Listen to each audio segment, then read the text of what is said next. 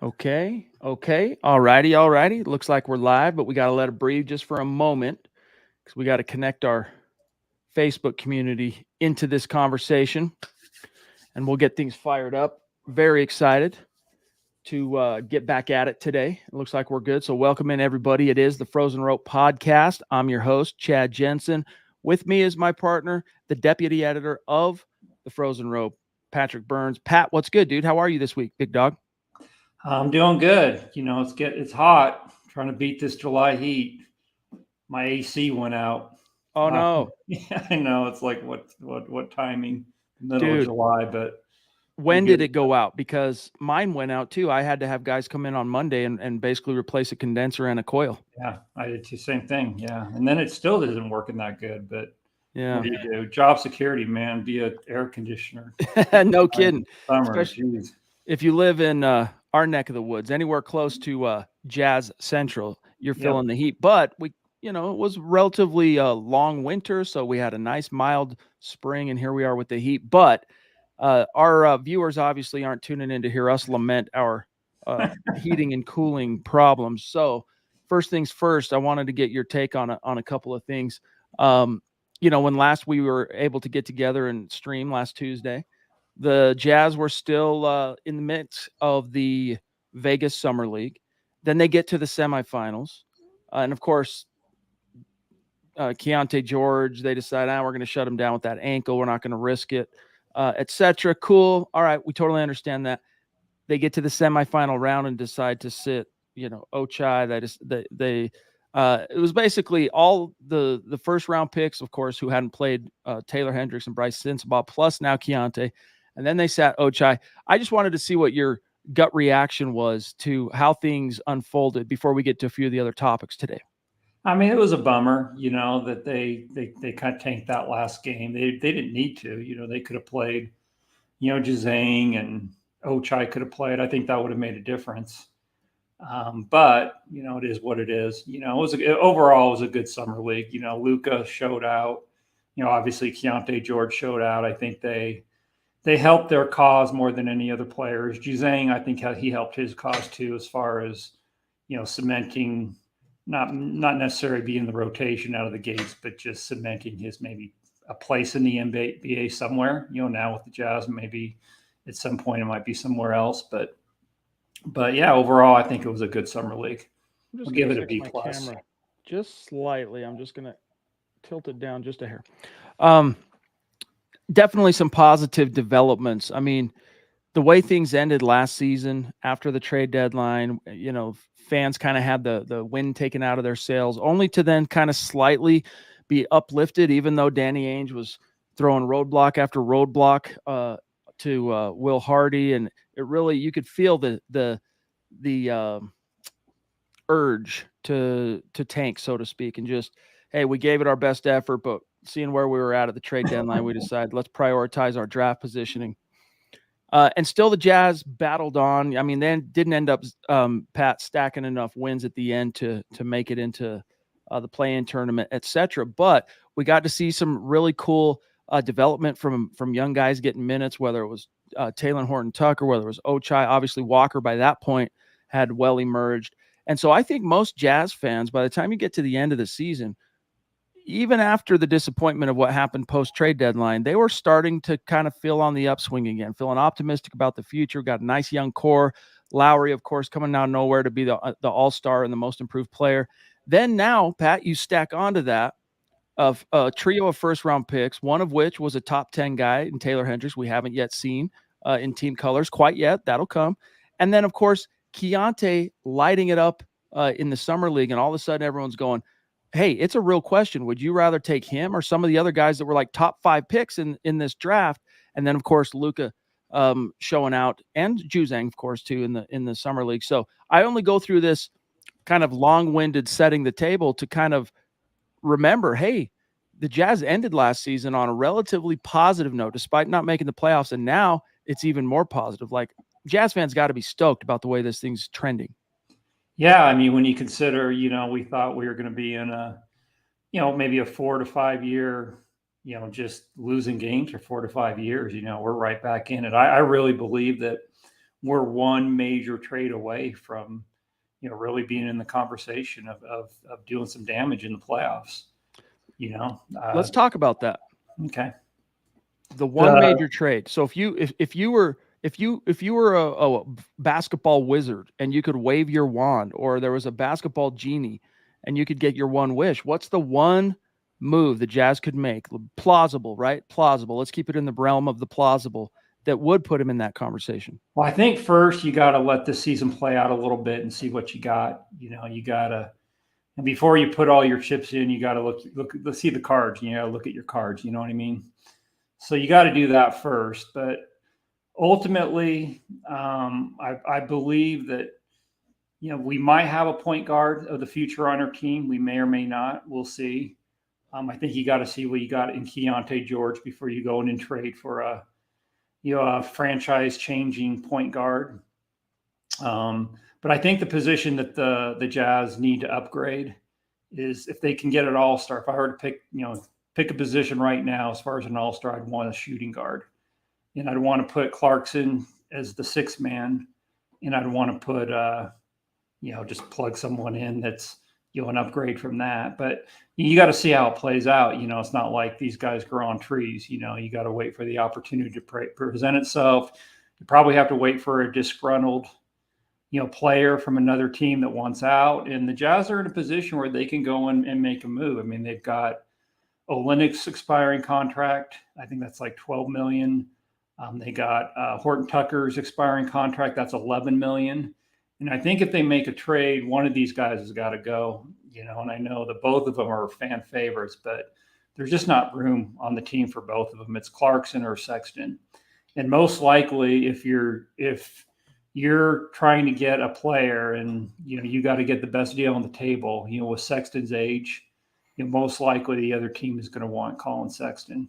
Mm-hmm. So you take those three players and then you just add on as many first round picks as needed, and then you've got that guy. So you do something like that, you'd have Kessler starting at the 5, you'd have Collins starting at the 4, Markin at the 3, an all-star caliber player at the 2, and then I think the 2 point guards that are on the roster now that have the possible point guard of the future. So I think there's only 2 that can get that job. I think it's Keontae George, and I wouldn't rule Taylor Horton Tucker out either.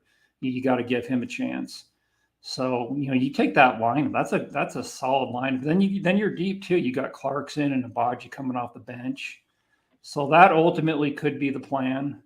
But we'll see. Like I say, it's not like these stars are just available at any time. You got to wait for something to happen, and then I think Ainge is just kind of waiting in the wings. But it's a good time for the Jazz to wait because they do have to see, they got to see what they've got before they push. I like the way you put that. Hey, let me see the cards before I decide how much chips I'm putting in on this particular hand, right? Sure. And that's really where the Jazz are at. They've got a lot of moving pieces that have changed over the course of this summer, and got to see what they got a little bit before they go trying to maybe put another dent in the universe. And by the way, guys, appreciate each and every one of you being with us here live. I know many hundreds and thousands of you will watch this after the fact as a on-demand live stream on YouTube and our Facebook channel. So to those of you who are watching after the fact, appreciate you. Remember, you can join us live. We're going to be like this every Tuesday at 5 p.m. Mountain Time. So, every once in a while, we might be a minute or 2 late, but it's always going to be that 5 o'clock hour. And we want you there live. Those of you that are in the chat right now on YouTube and Facebook specifically, feel free to put your comments, your topics, your questions, anything like that. Get it in the chat.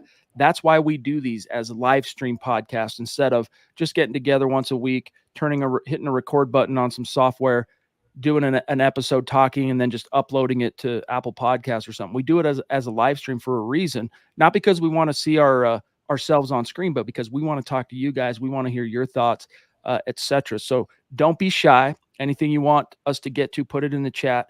We love hearing your insight on these topics we're broaching as well. So with that said, Pat, you kind of laid it out as far as that one move the Jazz could make, maybe that's plausible to perhaps put the finishing touches on this Danny Ainge rebuild.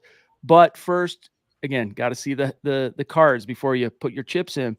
So considering what the cards are right now, all right, putting out of the picture for a moment the idea of another potential all-star being brought in via a tectonic blockbuster trade, what's your projected starting five? And then also beyond that, who are the key, 3 or 4 guys that are in the rotation? Yeah, I mean, we can cut to the chase on this. We got Kessler's a lock, Markkanen's a lock, and Collins. Those guys are locked. So our front court is set. Those guys are going to be starting. At the guard positions, I mean, it's a tough call. Like, you could ask 5 guys that follow the Jazz through and through. They could have 5 different answers. It's really that tough. I don't think anybody's got it on lockdown, but there's 2 different paths I would take. I've been giving this some thought. There's 2 different paths I would take. The first path is kind of a Rodney Hood, Donovan Mitchell situation in 2017, where they made Rodney Hood started the year, and then Donovan Mitchell just took his job. He just says, "Go take your." He just took it from him. By the way he performed on the court. And with the Jazz, I think there's only 2 guys that are potentially a long-term fix for the point guard position.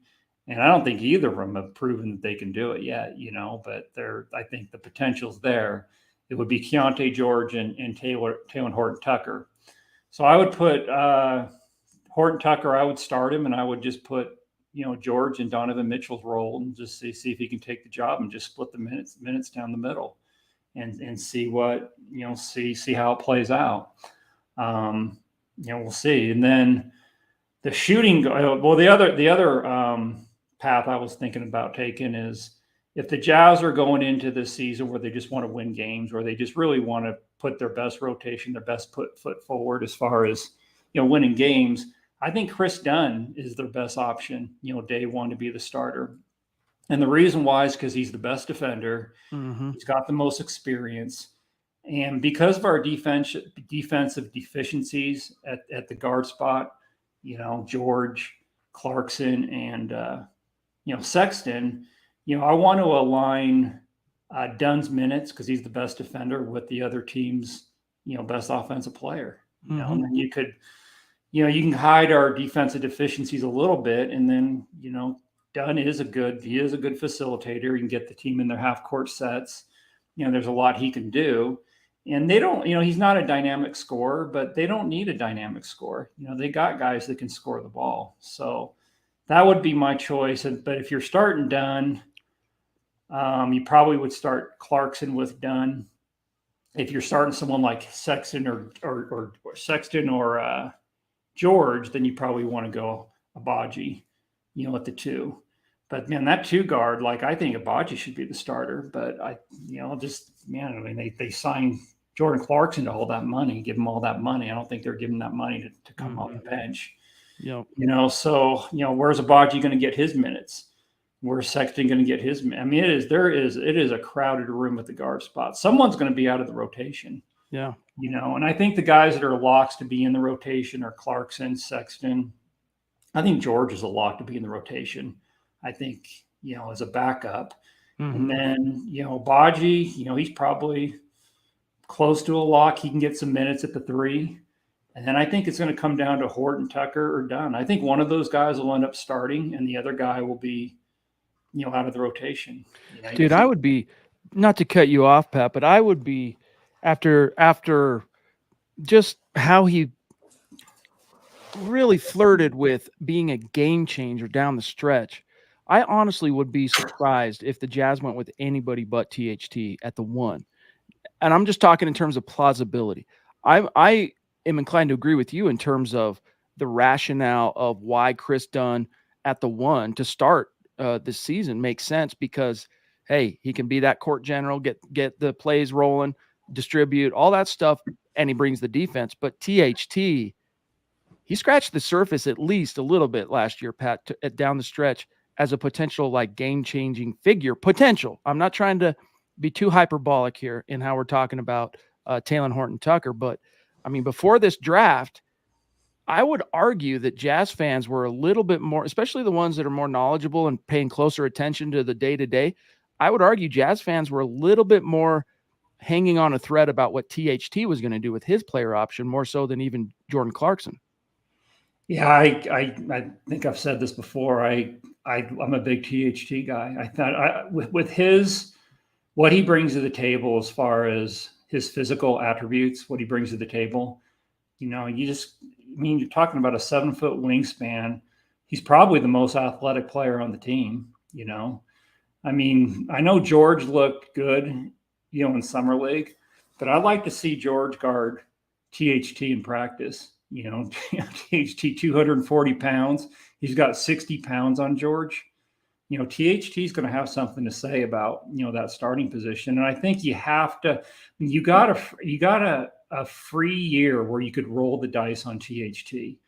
Like you have nothing to lose if it doesn't work out, because the Jazz aren't supposed to be in contention this year. So you might as well roll the dice. And as much as I would like Chris Dunn to be the starter, because I think he gives us our best chance to win, out of the gates, I don't want 2-3 years down from the road, THT going to be some all-star in another team and just us saying, man, remember, right? We had a chance to develop him, and we started Chris Dunn, because Chris Dunn, let's be honest, he's a good player, but you're not winning a championship with him as your starter. You're just not. Yeah. But I will say this about Dunn, though. I hope the Jazz sign him to a longer deal. I hope because I hope he ends up being the backup. Because if THT ends up leaving in free agency next year or gets traded, Dunn's a great backup, and they can get him on the cheap too. So I like both players. It's a tough situation.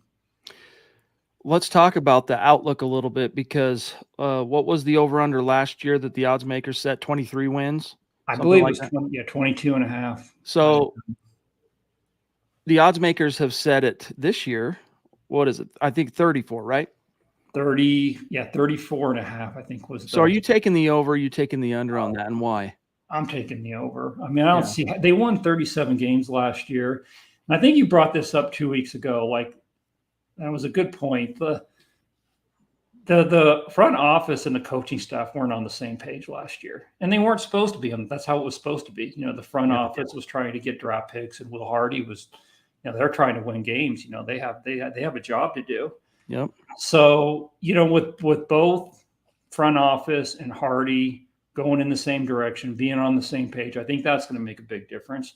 And they're just a better team. I just don't see how a better team's going to lose 3 more games. And I do understand the argument that there were some teams that are tanking last year that are going to be a lot more competitive this year. Especially Houston, they're going to be competitive, and they were just, free wins last year. And then Oklahoma City, they're going to be a lot better this year. They're kind of that bubble playing team, and they're going to be a lot better. And San Antonio is going to be better too. So the schedule should be tougher, but you got to understand too. Like, I think the Jazz are equipped to win in the regular season because of all the people that are sitting down, the game management, sitting stars, and because the Jazz are so deep. They're equipped to withstand some injuries, at that guard position. Really the only 2 guys you got to really worry about getting hurt are Markkanen and Kessler. There's a big drop off from them, but we're deep. We're going to have, when you're talking about the schedule next year, there's going to be some more teams that are competitive, but how many teams just tank it? Stars sit, certain games. You're going to win 5 or 6 games a year against good teams just because they're not playing their good players. Yeah. So I'm all over. I might have to go down to Vegas and make a bet. You're taking that over. Yeah, I'm all over 34 and a half for sure. I was surprised. Go ahead. Sorry. I was just going to say I am too. Finish your thought though. No, I was surprised. Like, when it was posted on social media, I was surprised how many Jazz fans thought it was an accurate kind of will be around 34. I put it in an article will be between 40 and 45. That's my prediction. And if you look at the risk of this doing a lag here, let me look at just as a refresher here, I'm going to do the Western Conference standings, NBA. Last year, real quick, just for maybe I'll do this as a little scratch and sniff here. We'll go to conference. That's East. Okay, here's the West. So let me just do this real quick, and then we'll probably wrap it up. We're at about 20 minutes. We've had a good conversation thus far, but I mean, when we talk about what would it take, right, to make it to the dance, to get there and start being a force. Let me just blow this up a little bit here. We look at how things resolved in the West. Okay, so let me see. Let me throw this on real quick and get rid of our little banner here at the so everybody can see. All right, so we look at the Western Conference, how things resolved last year. Of course, Nuggets, the 1 seed, 53 wins. Grizzlies, second, 51 wins. The Kings, 48. The Suns, 45. The Clippers, 44. Warriors, 44. Lakers, 43. Timberwolves, 42. Pelicans, 42. Thunder, 40. So, Pat, 43, 44 wins, that's putting you somewhere between the five, if things kind of measure up closely next season to what they were last, that would put the Jazz somewhere in the ballpark of the 4 to, like, we'll say 8 seed in the West, and that's got to be music to Jazz Nation's ears. Yeah, I mean, I think it's doable to get in the playoffs without having to get the play in. I think it's definitely possible. I mean, it's why not? They've got it all. They're good at every position. There's not a position that they just suck at. Yeah, and they're deep. They're probably one of the deeper teams out there. And then you throw in the fact that they're going to be trying to win games. I do think too that pick that they owe to Oklahoma City, it's top 10 protected. I think they want to pay off that debt. I don't think there's going to be any motivation, even if they're close to get in the bottom 10. I don't think they care about that pick. I think they're going to try to make the playoffs. They're going for it, and it's going to be a fun year. There's no question. I mean, it's going to be a blast. I'm totally looking forward to it. When we think about here's the last thing here, and then we'll probably wind her down for today. But when we talk about kind of this team's outlook, I think about, all right, what do we have in hand as far as proven commodities? Well, you've got leading the charge. You have an all-star in Lowry Markkanen. You have a guard veteran who you just re-signed in Jordan Clarkson, who provided you all-star caliber play at for large swaths of last season as a starter, finally kind of emerging out of the shadow of Donovan Mitchell and the old regime and kind of this new coaching staff, seeing more in Jordan Clarkson maybe than the previous, giving you close to all-star caliber play. All right, 2 very proven guys. Walker Kessler, I think, has already shown you that his floor is ridiculously high. So I already lump him in, Pat, even though he's still got lots of room to grow. I lump Walker Kessler in as like proven commodity. We know basically what we're going to get. We could still be pleasantly surprised by how it unfolds with Walker, but I don't think anyone's going to be moving forward in the next 2 or 3 years at any point going, man, I really expected more out of Walker. I think he was consistent enough and emergent as a rookie to be in that category. And hey, that's probably 3 of your 5 starting guys. And then just the talent around them.